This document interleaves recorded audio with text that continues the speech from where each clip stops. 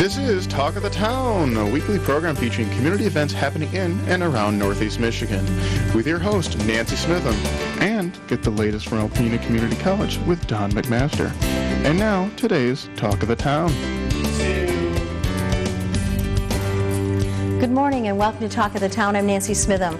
My first two guests today are both from the Alpena Senior Center. I have Kitty Glomsky and Cindy Josie. Good morning, ladies, and welcome. Hi, Good Nancy. morning. Thank you for having us. Thanks for being here. And as we were talking before we started taping, you know, the Alpena Senior Center is the place to be. If you're 60 or over, you can come in for those wonderful congregate meals and eat a well-balanced diet, lunch and dinner. Just a great place, see all of your friends, hang out.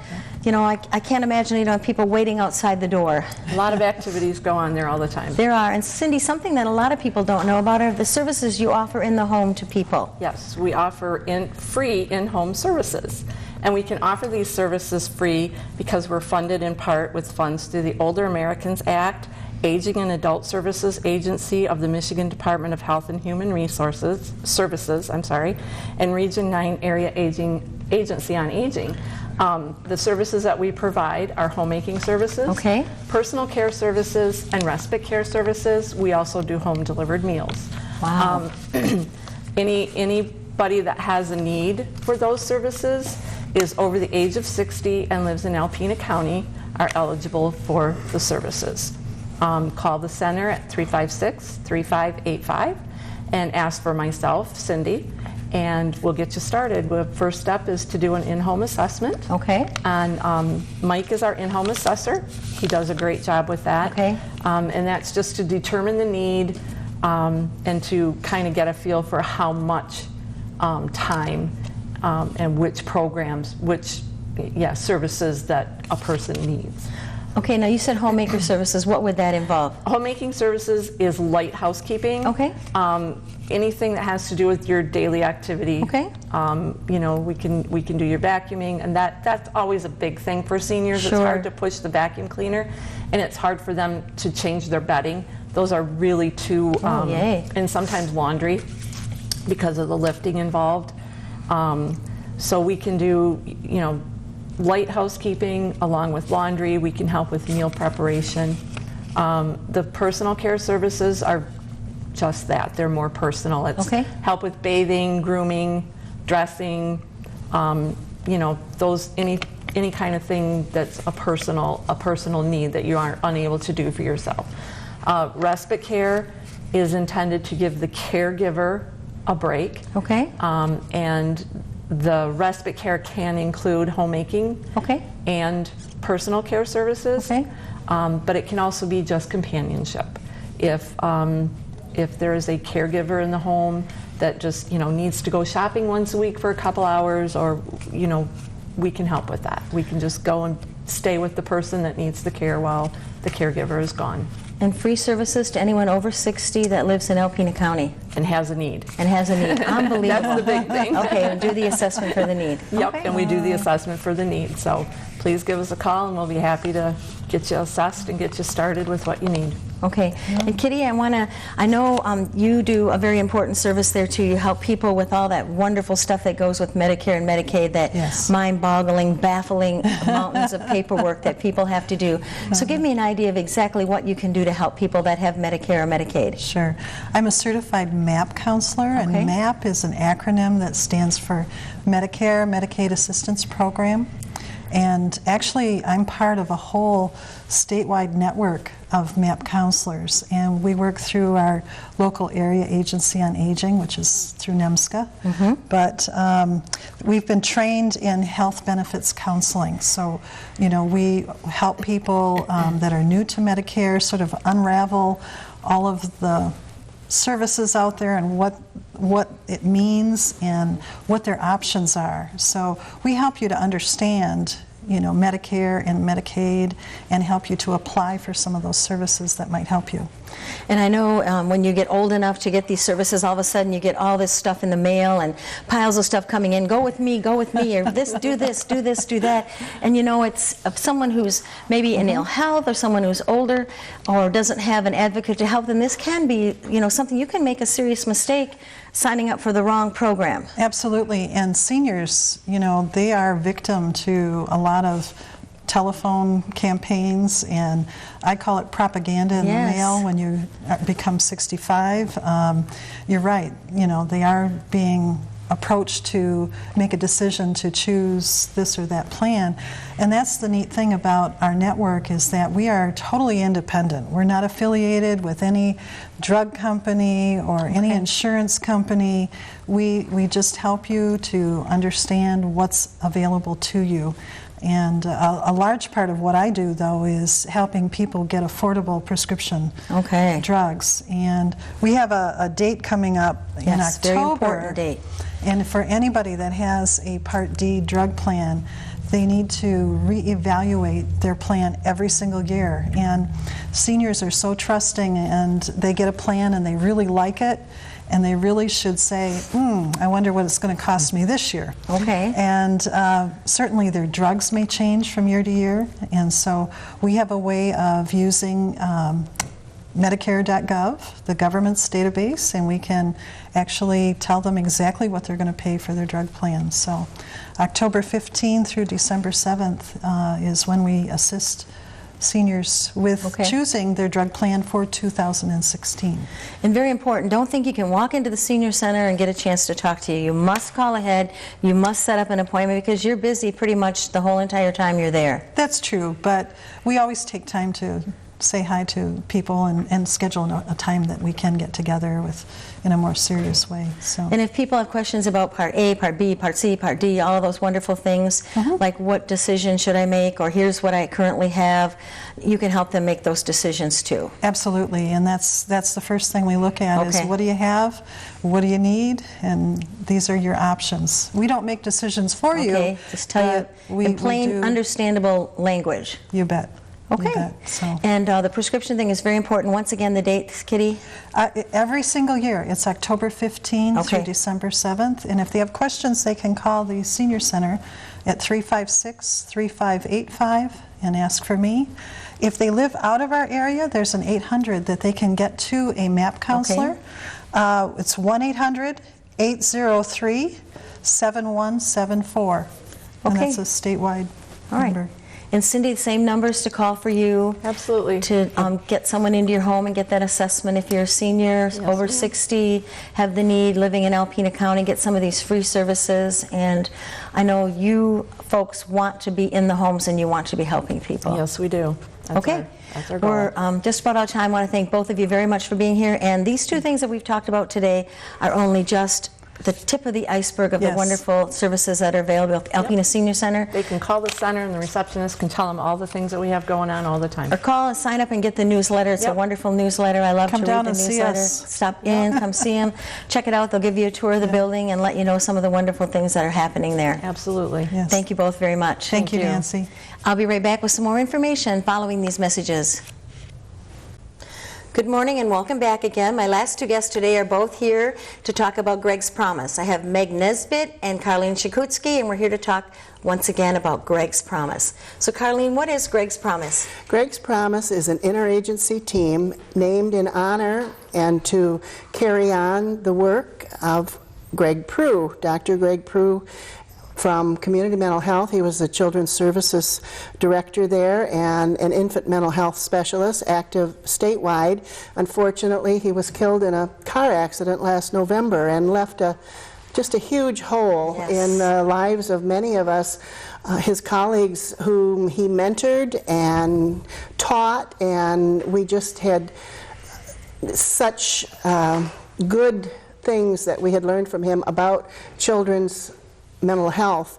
And so we landed a grant in January for an early childhood coordinated system to bring about a trauma-informed early childhood providers.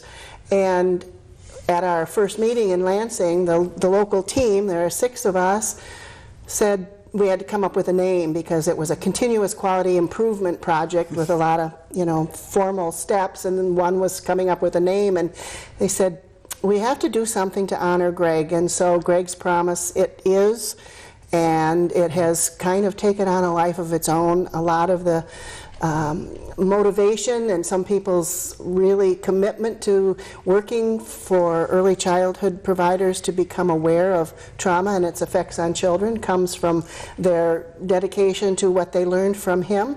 And we also found unexpectedly that throughout the 5-month process, it was a way of working through grief. So we feel Greg smiling down on us quite frequently. And what we're doing is educating early childhood providers about trauma and its effects on children. Okay. Now, Meg, you're going to be doing a wonderful training. Tell me what that's going to encompass. Well, we've already done quite a few, and Okay. we have,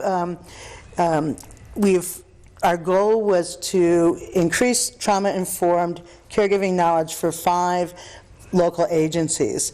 Well, we really exceeded our goals, and Sure. we were able to train people from 14 Wow. local organizations, and 49 people came through our training, so that we have done this spring and early summer. And again, that's going to continue on in the fall. It's usually in a couple of phases. One is the effects of trauma on the brains Okay. of children, and then the second piece is trauma-informed caregiving, working with children who've experienced trauma. And through this process, we've even created some new language.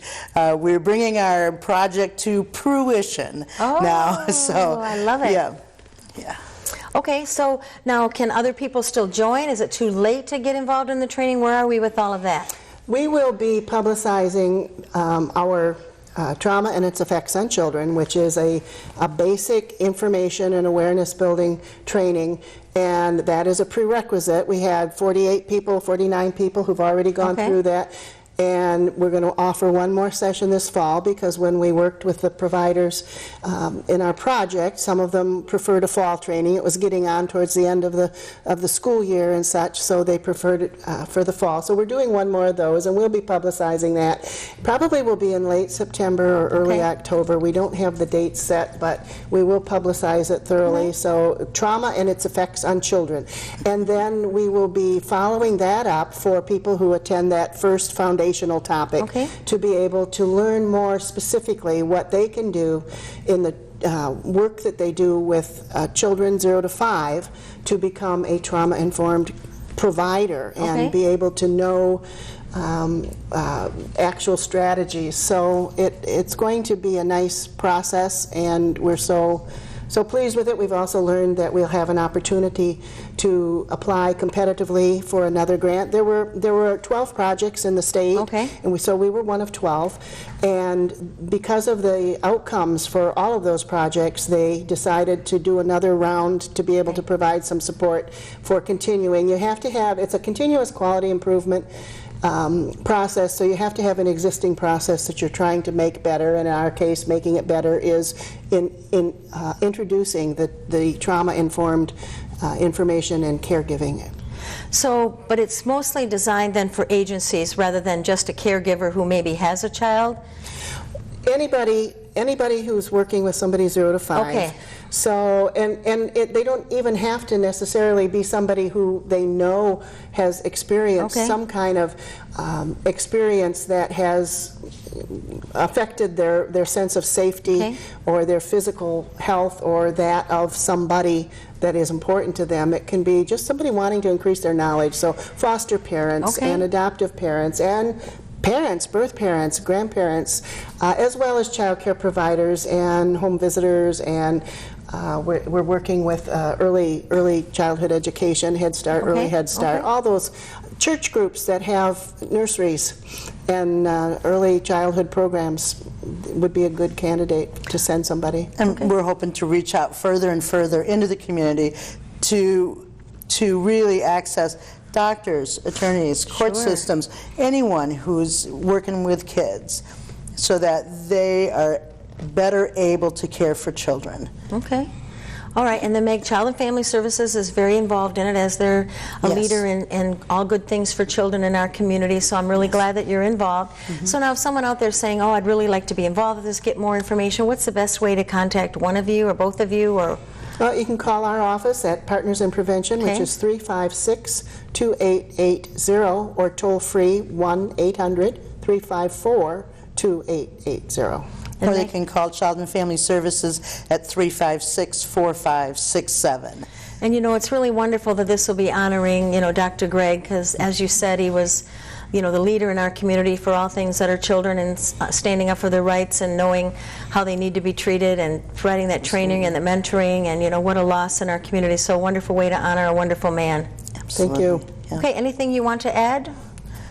We are doing another training. We've been doing writing some grants to Okay. expand outside of the community. Next week, Carlene and I will be offering this training in Oscoda. Okay. So in 2 different evenings. Again, you can call us, Okay. either of us, to get more information on that. So the dates are the 19th and the 19th and the 27th. 26th. Okay. Yep, in Oscoda. So any caregivers, anyone who works with children, it's a free class. So I Okay. need to- yeah. Once again, Greg's Promise, thank you very much for being here, and we look forward to hearing about the wonderful success of this program. Thanks, you. Nancy. Thank you.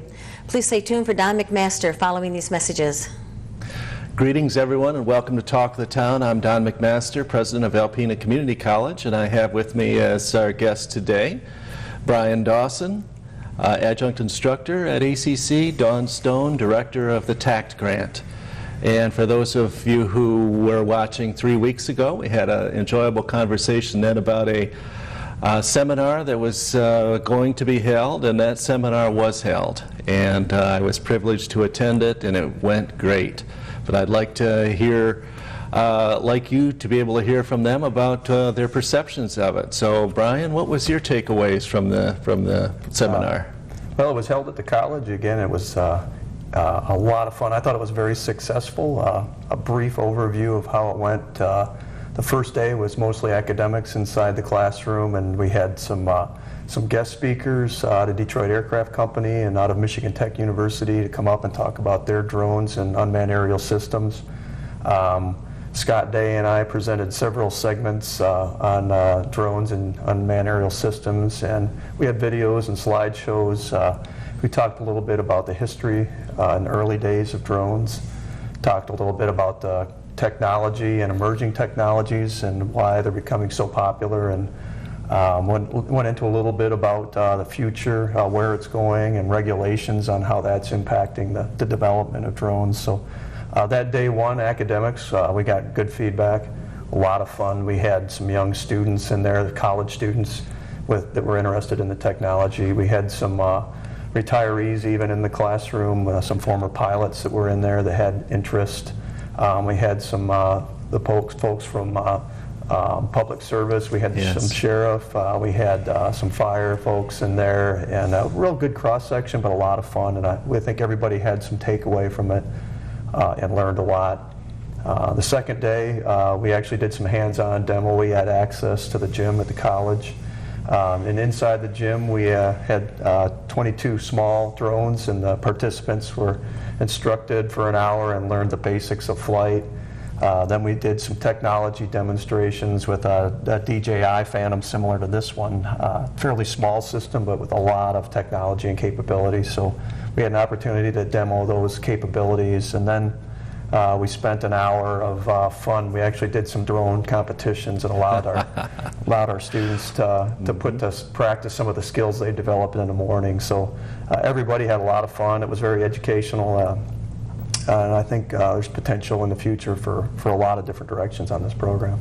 Great. I saw the same thing as well. Dawn, you were integral in the development of this, and tell us what you saw and what you felt from the weekend's seminar. Probably the most important thing that I saw that came out of it was the opportunity for some public safety folks and some other community members to really get their hands on drones and really understand what they can do to help them in the future. You know, the gentleman from Alpena Township Fire were just so engaged in the entire event. You know, just using them as an example, everyone was very engaged, but to use them as an example, the opportunities for them to be much safer with their staff in a dangerous situation of fighting fires and search and rescue and those kind of things, but just their understanding it like all of a sudden clicked that this could save a firefighter's life. And so that was probably the biggest impact that I saw throughout the entire event.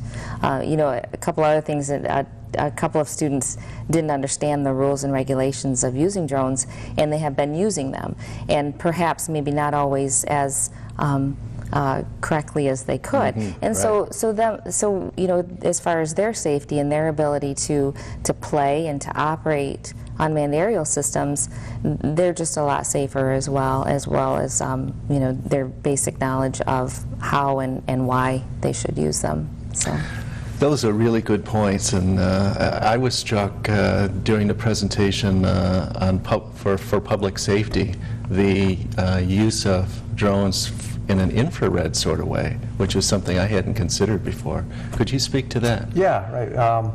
Obviously, everybody knows kind of what a drone is. It's a small unmanned aircraft flying around, but the real technology piece of it is what's underneath in the payload. And one of the more popular payloads that has a lot of utility is infrared. Infrared cameras have been around probably for 30 or 40 years, some of the very, very early ones from a military perspective, but now they're becoming much smaller and lighter and more readily available. And when you integrate those with an unmanned aerial system or a drone, there's a lot of utility. Power line inspections, they use infrared. Fire, obviously, for the firefighters, when they get it up on top of a big fire, they can use that to find the hot spots and detect where the fire has spread. So that's kind of one of the main payloads that we're seeing now for the public. Really interesting. Dawn, could you, we had the opportunity to speak at the Michigan Manufacturers Association last week, and it was about drones. Could you give the folks a brief thumbnail about that, what your perception was? Certainly. It was a really exciting event. We spoke in front of a large number of manufacturers within our state who are members of the Michigan Manufacturers Association. And we spoke to the innovation that Alpena Community College is really engaged in when it comes to unmanned aerial systems. And you know, we spoke to a group that included folks from utility and other general manufacturers. There are parts all over that drone that need to be made. Yes. And so the opportunity for our state, because in Michigan we make stuff, and so it is logical that manufacturers in Michigan do you know, perhaps integrate some drone pieces and parts to their current manufacturing system. So it was very exciting to explain to them, you know, about the seminar and about the activities that are going on at Alpena Community College. It was very gratifying to hear their response about the level of innovation that's happening in Northeast Michigan. Very, very much so. So where do we go from here? Well, after having had the first seminar and we're able to take some of the feedback and maybe look forward a little bit, and where are we going to go with it? That's a very good question. Currently, we've discussed having a few more similar seminars. There's been expressed interest, Yes. and we know that we'll be able to get participants to come in. Beyond that, I think it's going to be an important technology that some of the students are going to need. And some of the existing career fields and some of the things that we're already teaching at the college. So concrete tech, utility techs, in the future they're going to be involved with utilizing these tools, and so I think there's just a natural progression. We may be able to help some of those students and have some offerings. Very good. Dawn, where do you see us going next? I think we will pursue developing a workshop and then eventually a full course as an elective for many of those students in criminal justice, in utility tech, you know, and any other industry, global information systems, pre-engineering, those kind of fields within the college, so those students have a leg up when they go to apply for a job. Because we can put out fantastic linemen, which we do, but a fantastic lineman who also knows how to fly a drone, you know, their resume will come closer to the top of the pile, and that's really our goal. Very exciting stuff here at ACC. Thank you both for your efforts and your development of the drone work. Thank you for watching, and we look forward to seeing you again next week on Talk of the Town. This has been Talk of the Town with your hosts, Nancy Smitham and Don McMaster. For a list of events taking place in Northeast Michigan, please visit our website at wbkb11.com and click on the community link. This has been a Thunder Bay Broadcasting Corporation production. The Talk of the Town furniture and set design are provided by Young Appliance Art Van Furniture on US 23 South in Alpena.